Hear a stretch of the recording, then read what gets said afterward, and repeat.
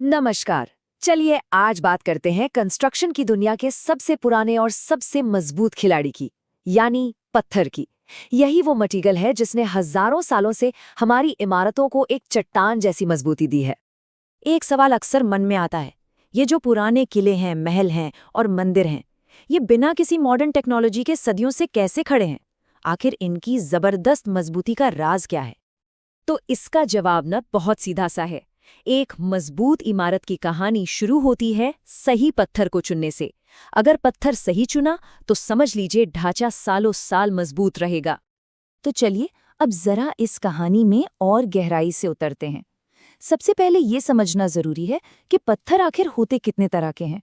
देखिए, जियोलॉजी के हिसाब से ना दुनिया के सारे पत्थर 3 बड़े परिवारों में बांटे जाते हैं और ये बंटवारा उनके बनने के तरीके पर होता है। तो पहला परिवार है इग्नियस रॉक्स।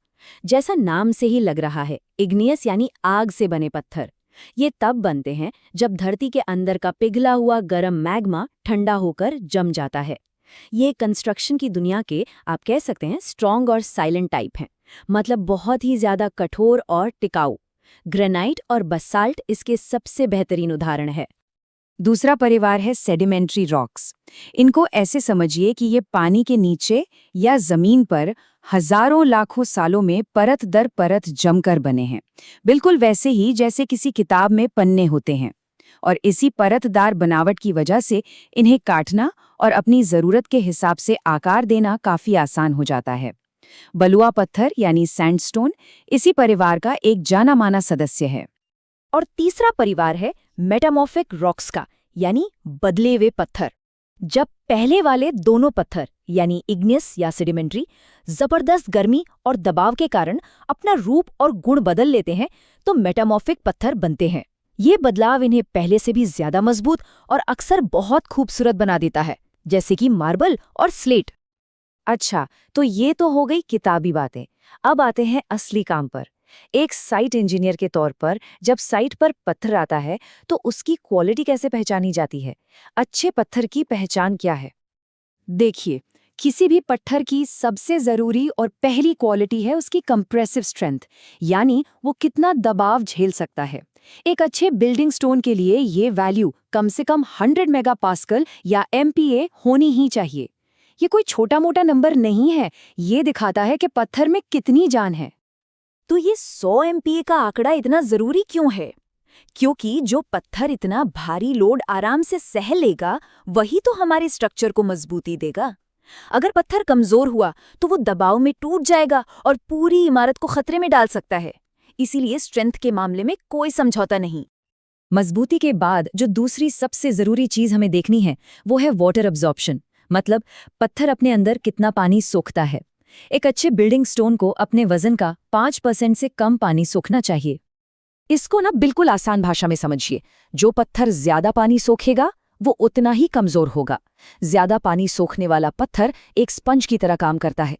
पानी उसके अंदर जाकर उसे धीरे धीरे खोखला कर देता है, खासकर बारिश और नमी वाले मौसम में। ये पत्थर और पूरे स्ट्रक्चर दोनों के लिए बहुत खतरनाक है। इनके अलावा कुछ और गुण भी हैं जिन्हें देखना होता है, जैसे पत्थर की हार्डनेस ताकि वो आसानी से घिसे या उस पर खरोच ना आए, उसकी टफनेस ताकि वो अचानक लगने वाले झटके या चोट को सह सके, और ड्यूरेबिलिटी मतलब वो मौसम की मार, धूप, हवा, बारिश कितने समय तक झेल सकता है। और हाँ, सबसे जरूरी, पत्थर की बनावट एकदम ठोस होनी चाहिए, उसमें कोई दरार या छेद बिल्कुल नहीं होने चाहिए। तो ठीक है, ये सारी प्रॉपर्टीज तो समझ आ गई, पर सवाल ये है कि साइट पर इन्हें चेक कैसे करेंगे? इसके लिए कुछ बहुत ही आसान और कारगर टेस्ट है जो पत्थर की क्वालिटी की पूरी कहानी बता देते हैं। चलिए देखते हैं। कंप्रेसिव स्ट्रेंथ को नापने के लिए हम करते हैं क्रशिंग स्ट्रेंथ टेस्ट। इसमें हम पत्थर का एक 40 मिलीमीटर का छोटा सा क्यूब बनाते हैं और उसे एक मशीन में रखकर तब तक दबाते हैं जब तक वो टूट ना जाए। जिस लोड पर वो टूटता है उसे उसके एरिया से डिवाइड करके हमें उसकी असली ताकत यानी MPa वैल्यू मिल जाती है। और ये पता करने के लिए कि पत्थर कितना प्यासा है, हम वाटर अब्जॉर्प्शन टेस्ट करते हैं। इसमें पहले पत्थर को पूरी तरह सुखाकर उसका वजन लिया जाता है, फिर उसे 24 घंटे पानी में डुबोकर रखा जाता है और उसके बाद फिर से उसका वजन करते हैं।